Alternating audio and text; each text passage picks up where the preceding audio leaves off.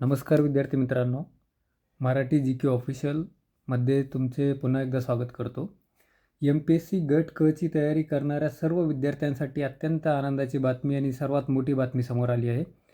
महाराष्ट्र लोकसेवा आयोगाने 22 जुलै 2026 22 जुलै म्हणजे काल MPSCने नवीन शुद्धपत्रक जाहीर केलं.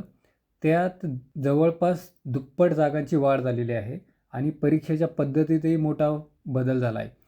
तर आजच्या या व्हिडिओमध्ये आपण या 3 मोठ्या बदलांबद्दल सविस्तर माहिती घेणार आहोत. व्हिडिओ शेवटपर्यंत नक्की पहा.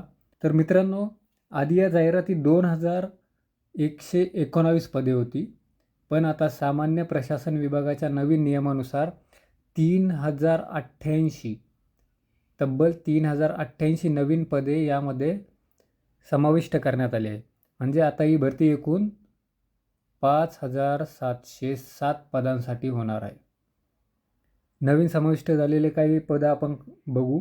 तर त्या पदांमध्ये आहे महत्त्वाचे म्हणजे 1539 जागांसाठी ग्राम महसूल अधिकारी गट क, त्यानंतर वरिष्ठ लेखापाल, वरिष्ठ लिपिक, अभिलेखापाल गट क 11 जागा, सहाय्यक अधीक्षक गट क 11 जागा, त्यानंतर सहाय्यक मत्स्य व्यवसाय विकास अधिकारी आणि महत्त्वाचं म्हणजे ग्राम महसूल अधिकारी म्हणजेच तलाठी, ज्याची सर्व विद्यार्थी आतुरतेने वाट बघत असतात. त्यासाठी सर्वाधिक 1539 जागा आणि विद्यापीठाची कोणत्याही शाखेतील पदवी यासाठी हवी आहे. तर अशा प्रकारच्या विविध विभागातील लिपिक टंकलेखक 1020 पेक्षा अतिरिक्त पदे आहेत. ज्या विद्यार्थ्यांनी अजून अर्ज भरला नसेल त्यांच्यासाठी ही नक्कीच सुवर्ण संधी आहे. अर्ज भरण्याची नवीन मुदत आता 5 ऑगस्ट 2026 पर्यंत वाढवण्यात आली आहे. आणि महत्त्वाचं म्हणजे पहिले जे आपण चलनाद्वारे बँक फी भरत होतो तर ती सध्या आता बंद करण्यात आलेली आहे.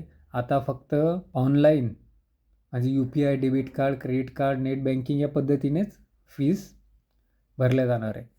तिसरा आणि सर्वात महत्त्वाचा बदल म्हणजे आधी ही परीक्षा CBT होणार होती, कम्प्युटर बेस्ड टेस्ट होणार होती, परंतु आता ही परीक्षा जुन्या आणि प्रचलित पद्धतीने म्हणजेच नेहमीसारखी जी होती OMR शीट ऑफलाईन पद्धतीने घेतली जाणार आहे. तर परीक्षेची सुधारित तारीख 25 ऑक्टोबर 2026 आहे.